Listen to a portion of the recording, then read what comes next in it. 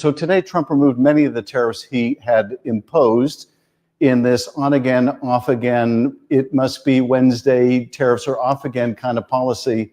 This has just wreaked havoc on the markets, of course. But there is another profound danger as well, and that is insider trading within the White House, within the administration. You may have seen early in the day Trump tweet this. Yeah, this is a good time to buy. So the question is, between that tweet and Donald Trump's announcement that he was reducing the tariffs on most other nations apart from China, the question is, who knew what the president was going to do? And did people around the president trade stock knowing the incredible gyration the market was about to go through? Because look, this is a president who is trading in his own meme coin, even as he's president. His kids are trading in their own cryptocurrency. You've got people like Elon Musk who are doing their own conflicted self-dealing in the administration. In any administration this corrupt, it is more than necessary to ask, were people personally profiting from insider information while people's savings, their retirement accounts, were being torched?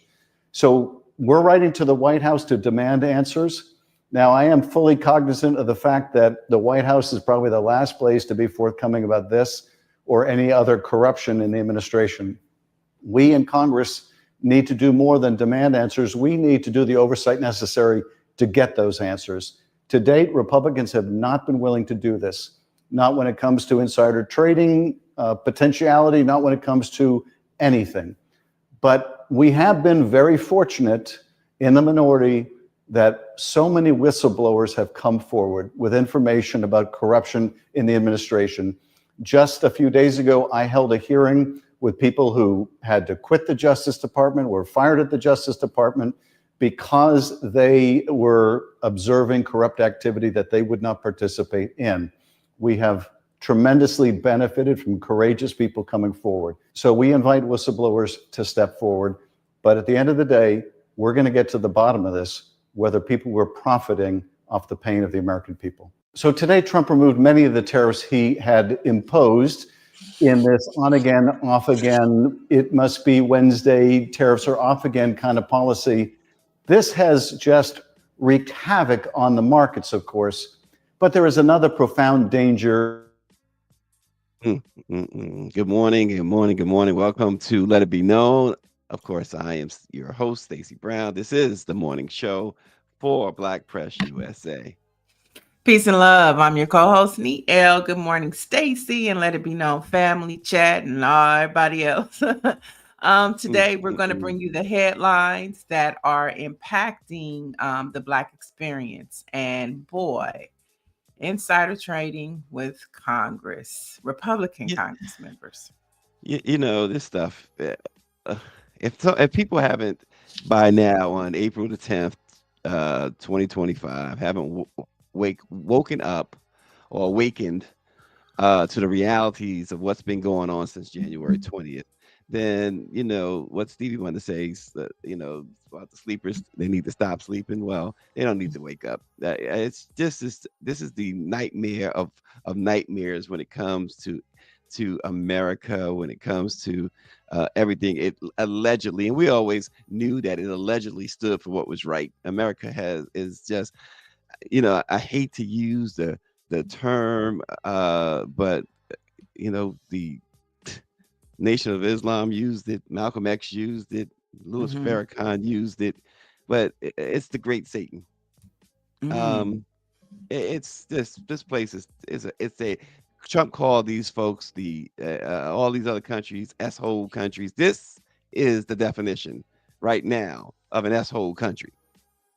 I mean, it's gone. It's ridiculous. Every single day, it's the same stuff. It gets worse. This guy keeps doing stuff, and Adam Schiff calls it out. Jeffries calls it out. Jasmine is she's got like 50 bullhorns that she calls out every day. My girl on The View, Whoopi, is every single morning is calling it out. But the point is, it's great to call it out, but nobody who wants to do something about it is in a position to do something about it. It's just awful. It's awful.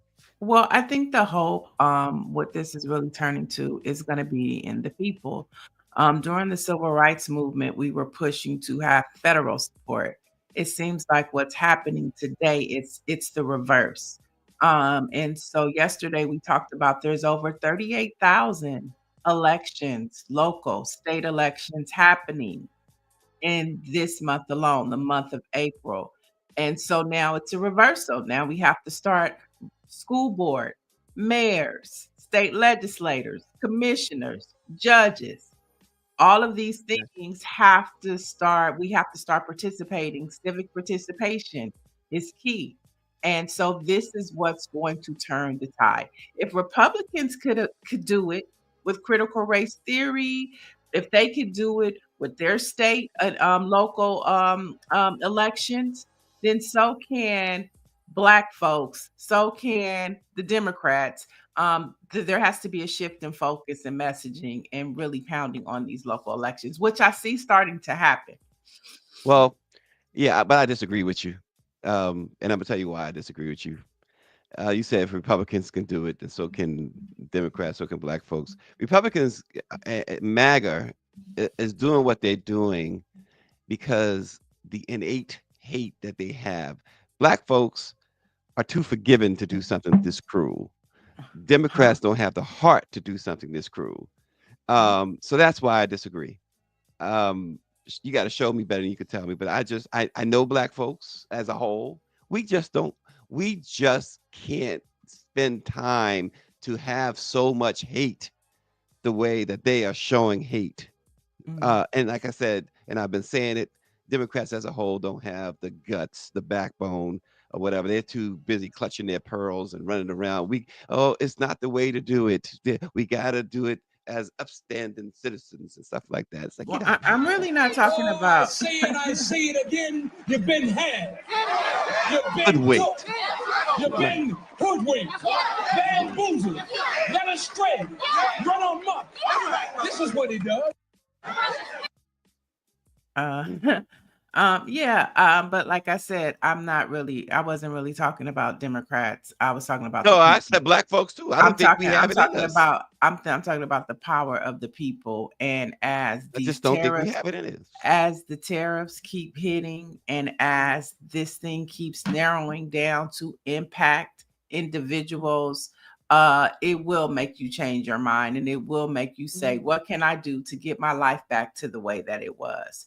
And to me, that's going to be the turning tide. The Well, people, it's the people. you are out of the Dr. Benjamin F. Chavis Jr. School of Optimism. Well, no, it's not optimism. It's from the school of organizing. And if you've been an organizer, you've seen what the power of people can do when either their backs are against the wall or it Mhm. impacts them. And so that's my point. It's about it impacting somebody to make them want to get up and do something. To your point, maybe some people, majority of the people are not there now, but it's going to come a time and a day to where it is going to impact you and something's going to get taken away from you at the rate this Trump clan is acting and behaving. And when that happens, the power of the people will rise. It's history. It's history. So I get you being cynical, but I'm history not being shows cynical. I'm just but I'm history, just calling the way I see it. yeah, but history says different. History says that there is power in the people. Once you oppress them enough and they gather in numbers enough, change can happen. I again, I just don't. I think that we're not the same people we were in the 50s and 60s and before that. I just don't think we have that in us. Individually, folks. Yeah, I know if my back is against the wall, I'm coming out swinging. And yes, but I think as a people, we don't have what our moms and grandmoms and Right. grandpas had. We don't have that. We don't have that type of fight that they had. They were special people to be able to get through Jim Crow and the civil rights movement. We're not special like that anymore. Well, no, what I'm saying is that because we've had the taste of freedom. So we thought. And so there's been no need. There's been no need to do all of that.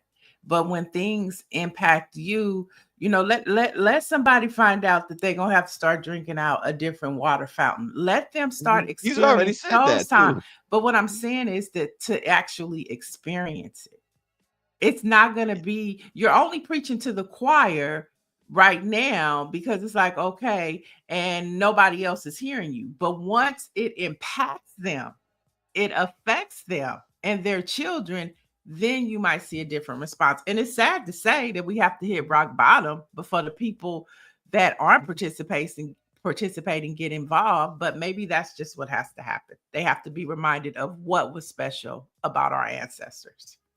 Maybe Greer says I'm speaking for myself. I'm not speaking for myself. I'm just giving an opinion that what I've seen in folks in my lifetime, in black folks, white folks, etc. I just think that there are folks, this particular MAGA folks, there's so much hate. We don't have that. We are not built that way to have that type of hate, and I just don't think we're equipped to do what our grandparents did. I just don't think we have it in us. I really don't. Not like they did anyway.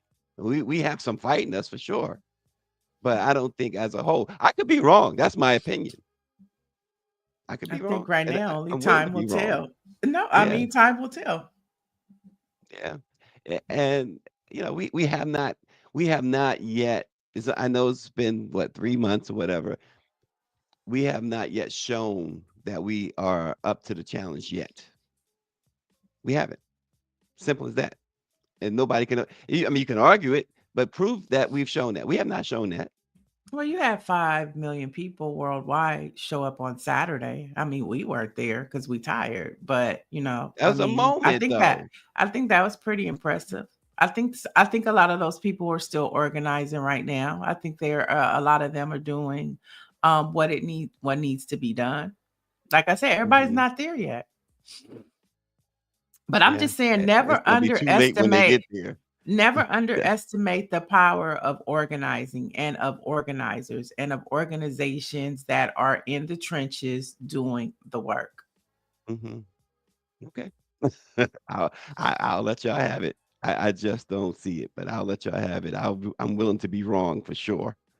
Willing to be wrong. Um, and that's where I guess that's where we leave. I saw something I wanted to mention on this Adam Schiff stuff, and I can't seem to find it, but the thought Time magazine is the one who first reported Adam Schiff and Congress people who was going to move to um, call on the White House to answer questions about insider trading.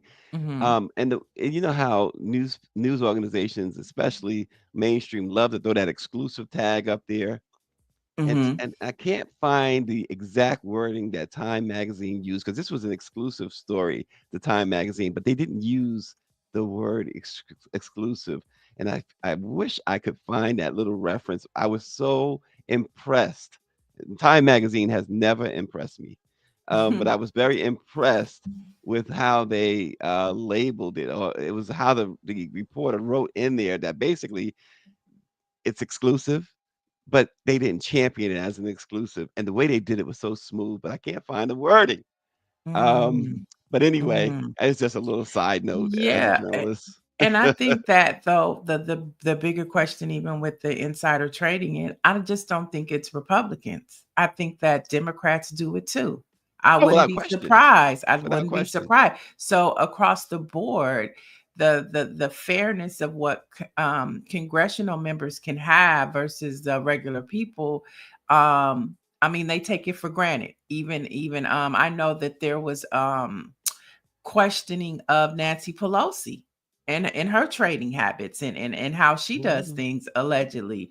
And so I just think the fairness and equity um is gonna hit everybody, mhm, including these Congress, and I'm saying Congress members abroad, all collectively, it's gonna hit them all. I remember Al Green when he was censured.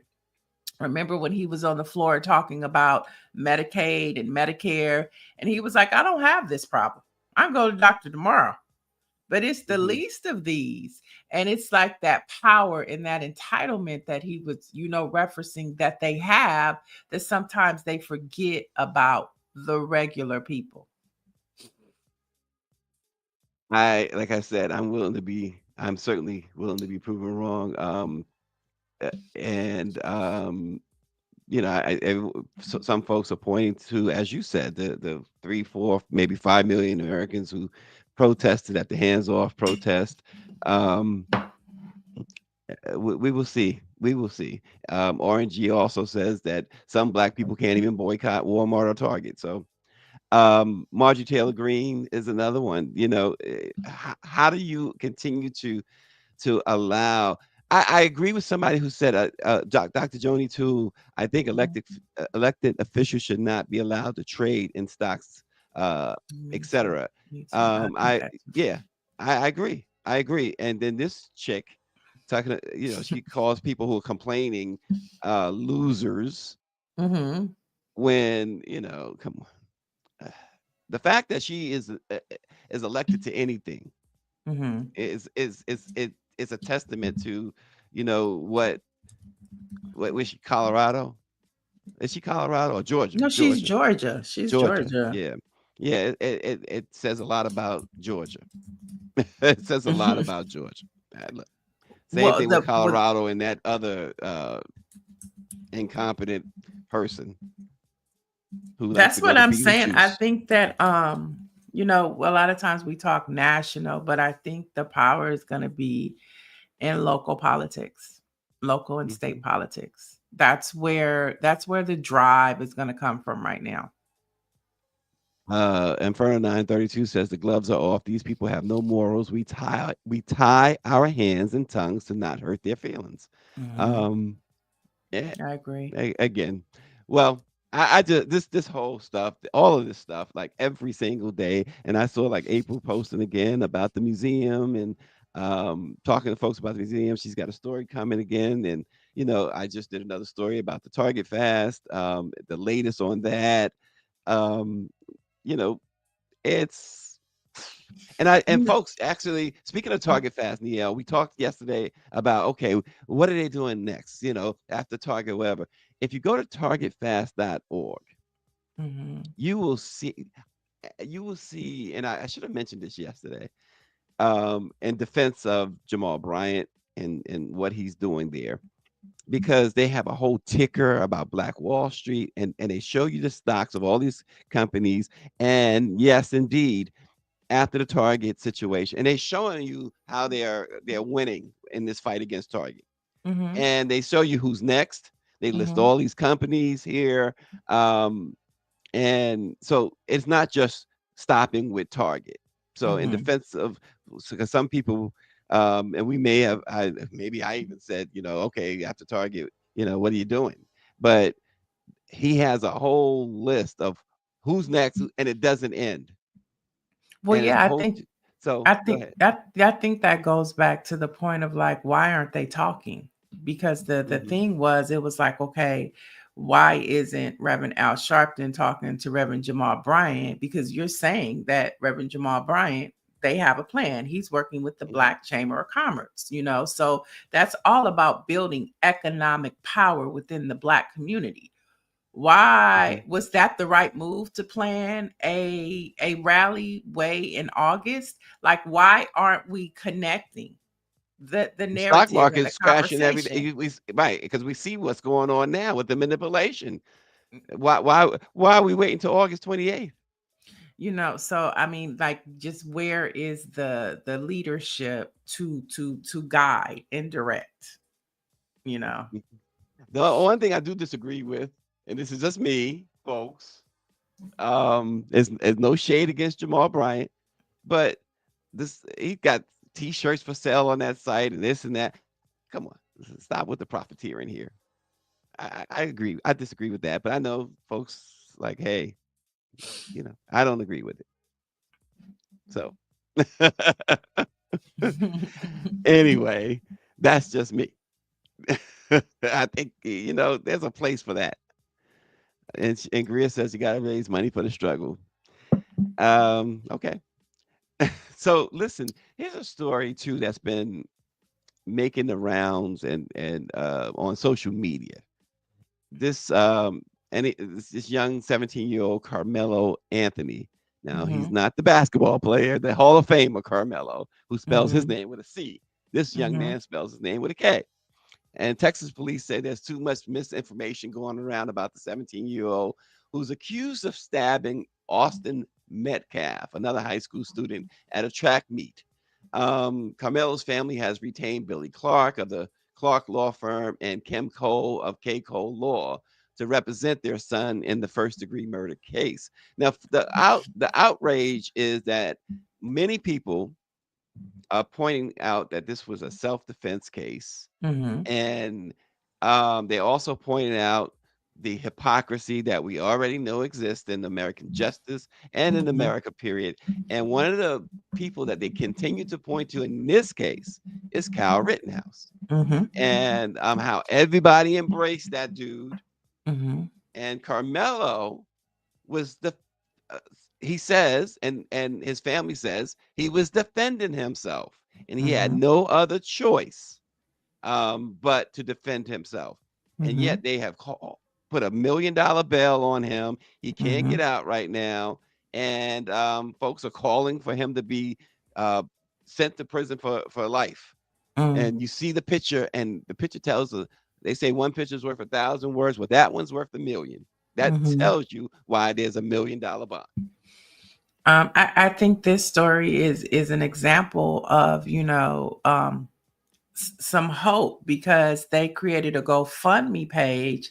And I know earlier this week, it was already at 170,000, which goes back to my point. People react to things that resonate and impact them. And so this is one of those stories, that we're talking about now, is because it's resonating with people, and it's pointing out and reminding us. Sometimes we have to be reminded of how unjust our criminal justice system is. We had former Officer Bentley on. We were talking about how the district attorney colludes with the police department. You know what I'm saying? So we know if the police department has it out for this, for Black boys, right? And they're in bed with the district attorney, then you have these high bails. And so this is a tragic story. And I think it's something that we should definitely continue to try to push and amplify to keep it in mainstream media, because right now Donald Trump is dominating it. Because something about this story is touching Black folks across the nation. Well, the GoFundMe is now up to 300,000 now. By the way, and look at that. Yeah, I mean these are examples of we can sometimes rally and put our money behind causes, without question. There's a and pull up in the streets. If it swells up enough. Look at Ahmaud Arbery. It's tragic that it's these types of stories, but this is where we look for the leadership from a national level. We were just talking about Reverend Jamal Bryant. We were just talking about Reverend Al Sharpton. Like, where is the connectivity to it all? For broader stroke, to mobilize and organize. You brought up Dr. Chavis, and like this is like with the organizers, this is an organizing moment to kind of connectivity and to continue to swell for the bigger picture, which is the Klan, the Trump Klan. Let me ask you a question. This is something I've asked for decades now. It's a question that's, we always talk about leaders, Black leaders. Why is it that Black folks is always put in that category where we need a leader? I mean, everybody has a leader. The white folks, the Klan got Trump. White folks got Trump. Everybody has. I don't think that, church folks got Jesus. I mean, it's always, I just never have never found a satisfying answer to that question. My only thought I mean, is look in the that Bible, Moses, no, no, no, but it's but David. yeah, but again, this is I never hear of. Okay, the white leaders are getting together, or the Hispanic leaders are getting. It's always Oh, or the I Jewish. do. I don't. Not like we hear it in the black community. You know, they That got we the need a Hispanic leader. caucus. They You got know, the Jewish Hispanic caucus. they do, but See, they these had Caesar organizations. Chavez. Oh gosh, the point is, before King, Hmm. during Jim Crow, black people did what they needed to do. They didn't look to one person. Nat Turner, Harriet Tubman, Greer put in the chat Hitler. what did Richard Pryor say in Car Wash? You got to believe in something. But my point is really that we hear it so much, and I've always heard it. Black on the news is what I'm saying. Black leaders. I have not. I'm a black man. I have not picked Sharpton or Bryant or anybody as my leader. I mean, okay. I'm just saying. Mhm, I'm just saying. I'm listen. It's just something that I have observed. mhm. I'm not criticizing anybody. I'm just saying it seems like they always black folks they want us to appear that we can't take care of ourselves, that we can't we just are so needy. We have to have somebody telling us what to do and how to do it. I don't This is how they I put don't I'm get saying this that. is how they portray it in the media. And that's I not don't. true, Greer. That's not true. Everybody's their own individual. That is not true. Mm. All I'm saying is that in the media, y'all missing what I'm saying, I think. In the media, it's always in the news. The black leaders who and questioning who are black leaders. I don't hear that about other people being questioned But I constantly. mean, the white Where are folks your got leaders? Trump. The Trump is their No, you leader. missing my point.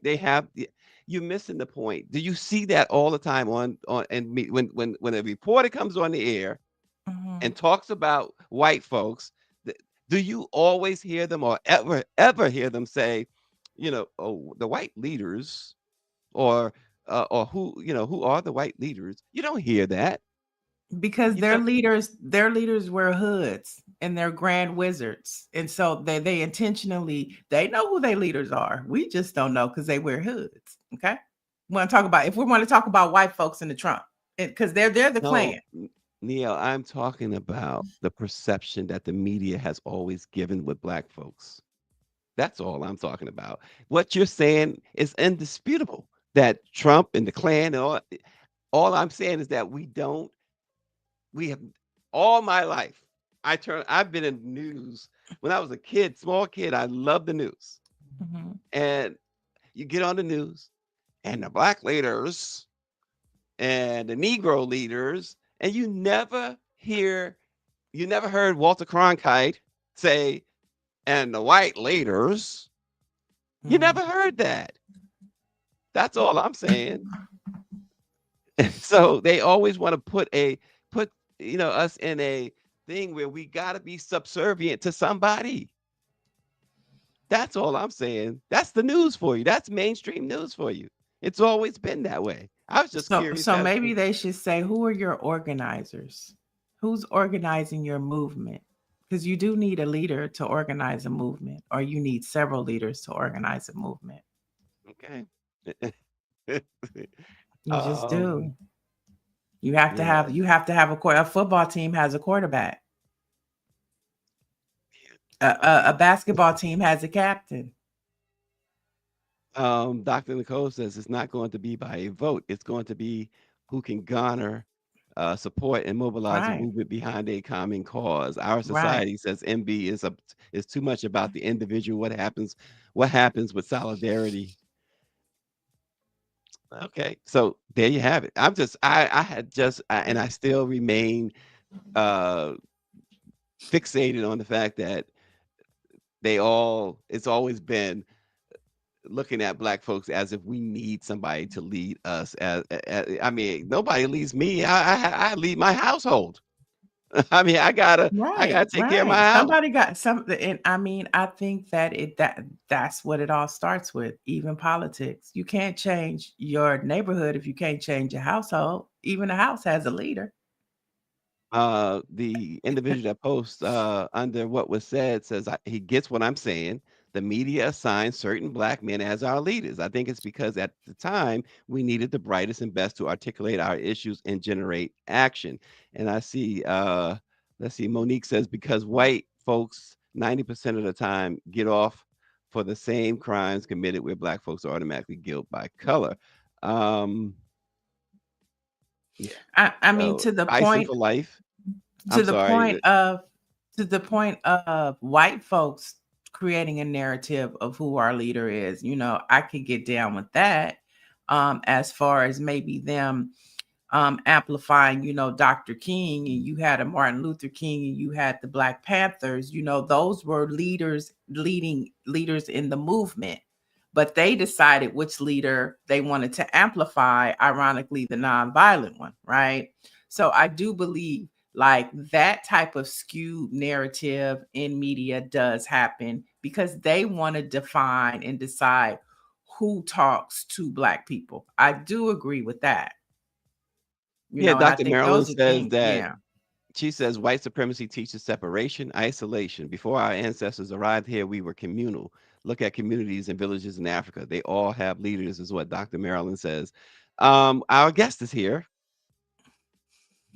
Uh, all right. Um, and she worked for a leader in government. Our guest, Bree Booker Maxwell, is a former aide to former Secretary of HUD Marcia Fudge. She also was a part of the historic Harrison Walsh campaign. Let it be known, family, welcome Bree Booker Maxwell.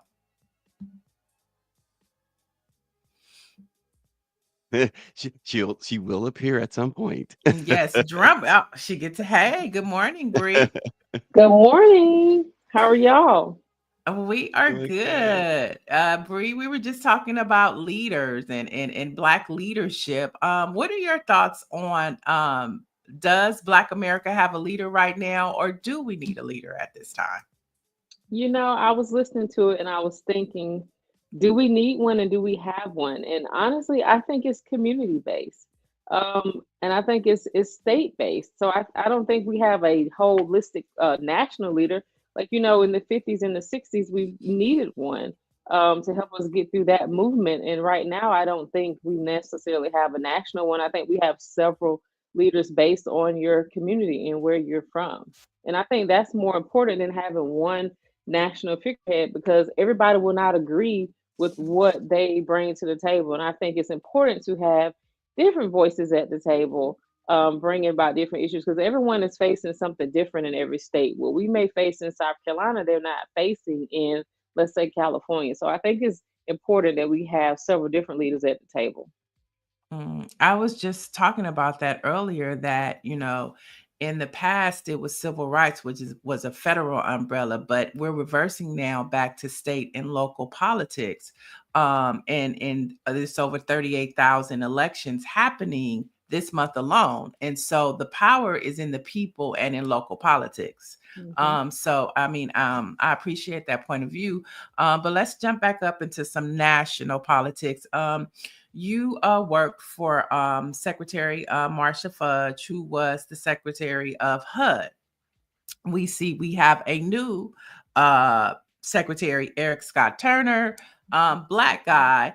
But as being in that department, what are your thoughts on the moves and the changes that he's making in HUD right now? I think he is 100% dismantling the program the way the Trump administration wants him to do.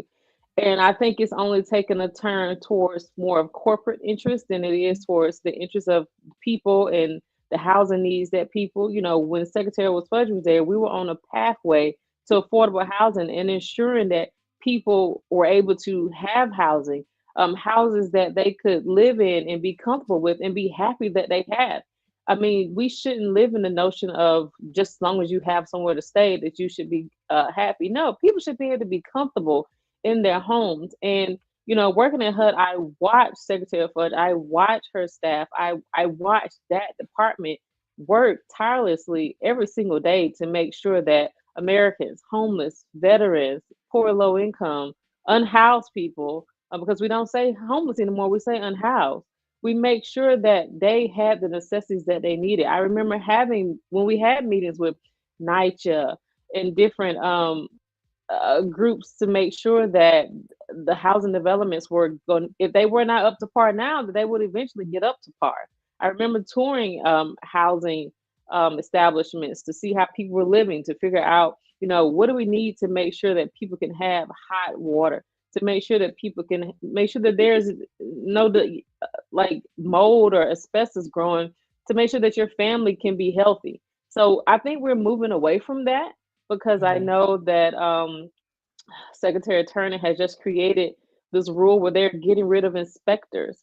And getting rid of inspectors means that we don't have people going into these public housing developments to make sure that things such as sprinklers on the wall or what they need to be.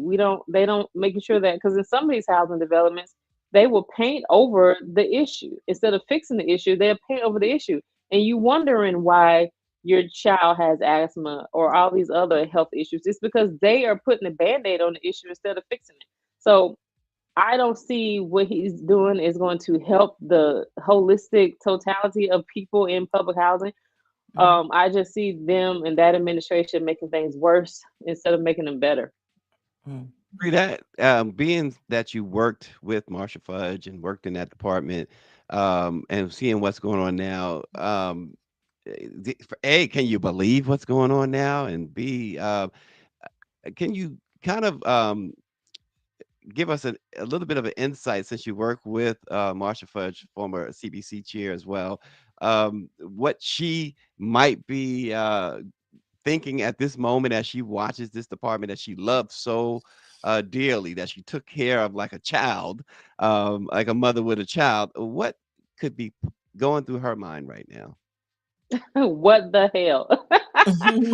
That's the main thing. That's the main thing. She's probably, so, because as I am so overwhelmed with everything that is happening, it's speechless. So usually these days when I receive a news alert, I just keep scrolling because it's like, oh my God, this is just so overwhelming. Yeah. And I will eventually go back to read it, but it's like all this is just overwhelming. And they're doing exactly what they said they're going to do. Dismantle all these systems and dismantle everything that was a pathway to a better life for a lot of people. Not only that, just making sure that they're taking away jobs from people. So you're talking about boosting the economy and cutting red tape, but yet you're taking away financial resources from people. You're taking away people's livelihood, and you're not thinking about that. The other day, someone said that some of these federal workers who are losing these jobs, we can just put them in manufacturing plants. If you have worked in the federal government, let's say 15 years, you want to go work in a manufacturing plant now? No, you don't. So it's like, and it's a great job. It's a great job. But if I have been working Manufacturing plant. Yeah, Is if what I was I've saying. been That he thinks. I'm sorry, Bree. I'm just thinking like Trump. I guess when they were talking about the black jobs, maybe he thinks that we all need to be in a manufacturing plant. I think she froze up. She's probably said enough of this Trump guy. Oh gosh, but you could see as we work to get her back. Oh, there she is. There she is. We got you back. We got you back, Bree. Oh, I'm here. I keep freezing. I live in rural America, so something must be going on with my internet today. But listen, were you at all surprised when Secretary Fudge stepped down? And was it that, because we believe she just read the tea leaves, and did that have anything to do with it? No, I never took the time to question why she left. I just, accepted it. And I was sad, of course, because she's an amazing leader. She's someone I've admired since forever. You know, it's her and Congressman Clyburn, Congresswoman Beatty. It's a lot of them that I've admired. They're all friends. So when you're able to work at She's freezing, but Bree, she also used to work for Congress member Clyburn, and so she could give us some insight. I remember we had interviewed her before, and she was talking about how Clyburn was working on the internet. How ironic. Did you hear me, Bree? But go ahead. You were talking about you were working with other law members and things. Yeah, I was just saying that you know, when you're able to sit at the helm of such greatness, you take it all in. You learn from them. You learn their leadership styles. You learn what makes them tick, what they think our community needs. So these are just I just think you know, it was probably just her time and it wasn't something that I questioned. I just accepted it. Mm-hmm. Have you you worked at HUD? Have you talked to any of your former colleagues, or do you know of any colleagues that have been impacted or lost their jobs? So I have one former colleague that still works there. She's fine so far. She said the changes are crazy, but she's still Mhm. fine. So she Mhm. works in the communications digital space, so she's still fine. Yeah, Good, don't good. give us too much information on her because Yeah, they'll be I didn't looking want for yeah. You also were a part of the Harris Waltz campaign. So you traveled across the United States. You saw what the American people were feeling. Were you surprised at all that Vice President Harris lost? Yes. Like I tell people, I did not create a plan B for, you know, in the event because I just assumed that Americans would have common sense to not vote for Donald Trump. Mhm. I just in if I offend anyone by saying that, we can talk about it offline. But I just figured people will realize that we have a qualified leader in Vice President Harris, and she could have kept leading the country forward to what we needed instead of taking the country back like Donald Trump is doing. So was I surprised? Yes, I was so surprised. I went to sleep at 11:30. So I don't know what happened the rest of the night, but I went to bed Mhm. because like I just can't take this anymore. When you have worked so hard these past few months to make sure that she wins, trying to get this message spread, and then to turn around and see that people voted for Trump for Mhm. various reasons, it was very disheartening. And it's like at one point, when will people realize that it's great to have smart people at the table? Because right now America is headed towards an uneducated anti-intellectualism country, and it's not good for any of us. For instance, you have this guy, I can't remember his name. I think it's the Commerce Secretary, and I may be wrong. So you know, we have the BMW plant in South Carolina. The BMW plant has made a huge, tremendous economic impact in the state. He thinks that the BMW plant being in South Carolina is just wrong because we are exporting, of course, more than we're importing. But the economic impact that it's having on not just South Carolina, but just the country, period, is tremendous. So it's like you have people at the table like that who are talking before they're thinking. And that's Mhm. what this administration is about. You have the lack of intelligence at the table. Before, when we had the Biden Harris administration, we had the intelligence at the table. And I just feel like we are moving towards a sense of just a lack of anti-intellectualism, and it's not going to be good for the country. It's Mm. interesting because under the Biden Harris administration, we'd go to the White House, and I always talked about the intelligence that was there on Pennsylvania Avenue over the last 4 years. And I think, Bree, and maybe I get your thoughts on it too, that the lack of intelligence in this administration is so stunning that it had to have been planned that way. I think. I mean, it seems that way. It seems exactly like it had to be planned that way, based on just the talking heads and talking points and the people that they have at the table. I try to be careful with the things that I say in the media these days with this administration because, like I was telling someone, it's a little scary. Based on 2016, a lot of us felt safer, saying the things. But these days, this administration is out for kill and they're out for blood, and it's as if he's a yes man, and so he surrounds himself with people who will give him the barking orders that he need. And then you have the Heritage Foundation, who has pretty much, they're the figurehead, they're the puppets. I mean, they're the puppet masters, while everyone else are the puppets, and that's exactly what it's looking. Bree, before we let you go, want to ask the question. You're part of the 92% of Black women that did what we were supposed to do, and you did a lot more. I know you've been resting. But is it time to come back, or are you just gonna sit this whole thing out? Say that last part again. I said, is it time to come back? I know you've been resting. Is it time to come back, or are we just gonna sit this whole thing out? I think at some point we have to figure out what do we need to do to fix our communities, to help our people in what way. I don't think we have to burn the house down like we have tried to do in the past, but I think we should figure out, what do we need to do, because at some point we're going to have to do something, because just sitting on the sidelines and so for instance, you will not see me at a protest. Like I'm just not going, like the ones they had last week. But I think it's a matter of making sure that we get people on boards, commissions, making sure we have the right people running for office, making sure that we have the right people at the table, making sure that we have the right people doing policy.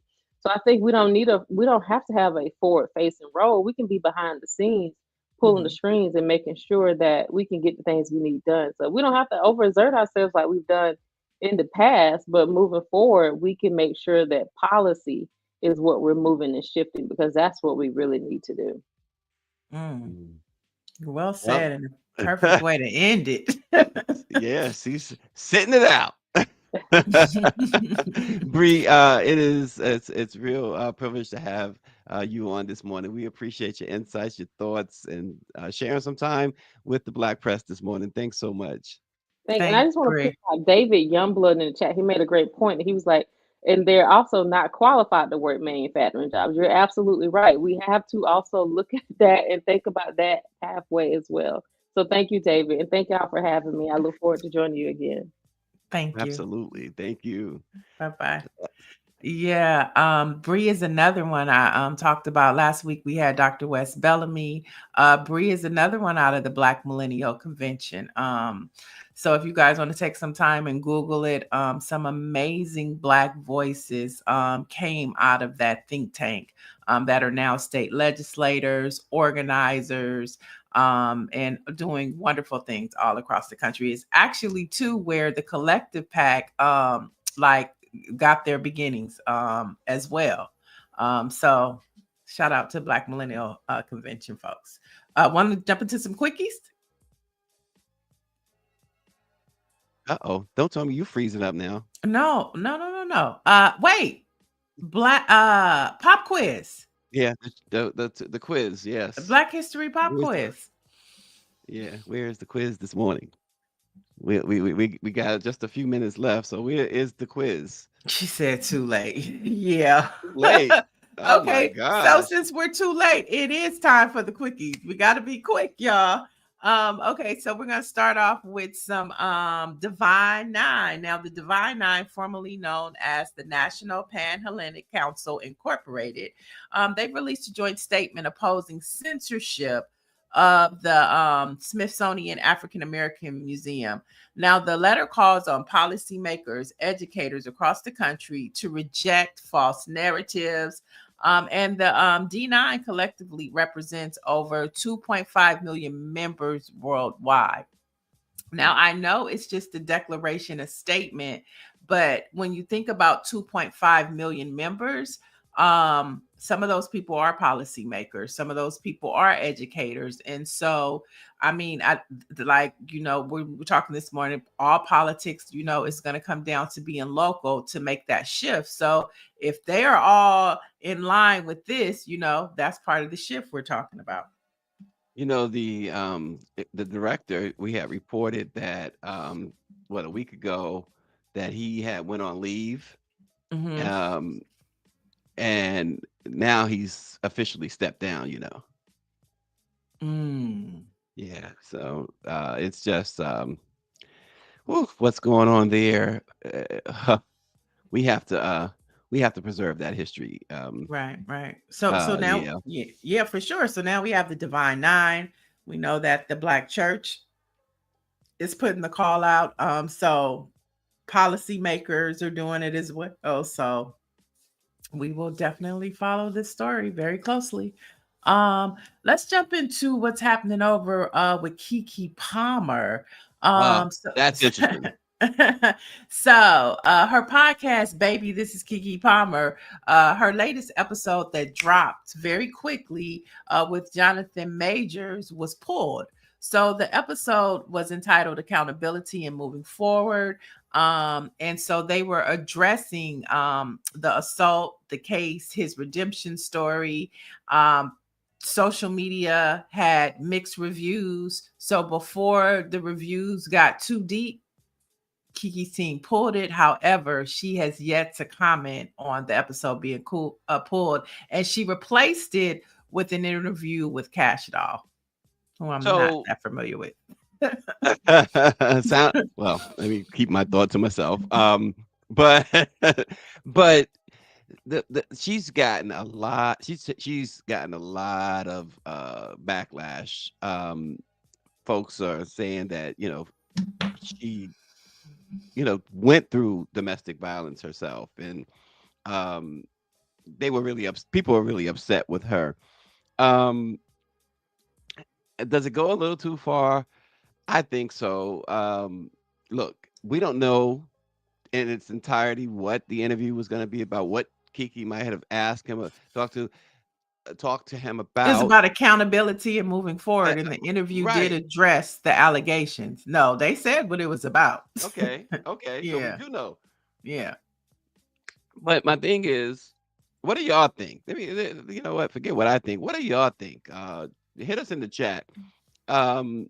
This idea of not having Jonathan Majors interview drop because it's Jonathan Majors and because he was found guilty of domestic violence. Uh, um, It's the cancel culture. It's called cancel culture. My question though is, wasn't he found not guilty? no, he pled guilty to one of the Guilty. charges. Okay, so so accountability. So let's talk Mhm. about this title: accountability and moving forward. He What took is wrong with accountability. him? Right. So, what is wrong with him talking if giving an interview to Kiki about this? People say, well, she should have more sympathy. Sympathy for who? I mean, I'm not a John. I say this about a lot of people. They probably get tired of me saying this, but it's true. I don't follow Jonathan Majors. I'm not a fan of Jonathan Majors. I don't dislike. I don't know Jonathan Majors. Um, but the idea that it's the same thing with Chris Brown. The Mhm. idea that somebody should be punished for the rest of their lives, they should be totally banished forever. To me, especially in Chris Brown's case, I mentioned him because that people are still reacting to Rihanna. Love Rihanna. They were kids, not to make excuses for Mhm. what he did, but more than that, she forgave him. Right. And Right. and we have not. We've heard rumors about Chris Brown. Nothing ever confirmed. We know that they tried to set him up a couple of times with false allegations. We know that for a fact. It's like, why leave that man alone? Let him live his life. Why can't Jonathan Majors sit down for an interview? He's got a movie coming out or something. Why can't he? Yeah. Why does he have to? Why does Kiki have to face this backlash? Yeah, I mean, cancel culture is still there. And this is the effects of it. And there's still this I know there's a story about Kevin Liles, and Kevin Liles, Mhm, who is a former Def Jam executive, mhm. he has sexual allegations being filed against him. He has a lawsuit. They brought Def Jam into it. He's filing for it to be dismissed because of statute of limitations. And so I think, like, to what you're saying, when is the statute of limitations up? Yeah, Like, when is it up? Like, in a court and in the court of public opinion? Like, when is it time to move on? We've seen video. There was drama and conflict and abuse, it seems like, coming from both sides in that Jonathan Majors situation. We saw right. the video. We've saw some tweets and some back and forth. And so, not defending him, but it takes two to tango. And it looks like she had a two-step. And so when you have these types of situations, I think the title is great: accountability and moving forward. Well, and real quick, what the individual, what was said, posted that we should be able to have conversations. Kiki, having been on the receiving end of domestic violence, is a good person to have a thoughtful conversation. She's mature and well informed. Let her do her thing. I couldn't agree more. And finally, David Youngblood says, none of us can survive the scrutiny of a long-held spotlight. Absolutely. All right. So, well, I mean, I'm a huge Jonathan Majors fan, and I think he has a great redemption story. I think him and Megan Good look beautiful together. And I wish that brother the best. I think he's a great actor. Same thing with Chris Brown. I was so glad that he was able to win a Grammy. He just announced his tour, and that's damn near sold out. Stadium tour. And so the redemption stories, it's a hard fight. I mean, Rihanna forgave Chris Brown, and that still wasn't enough. So I think that it's a possibility, but you have to work really hard.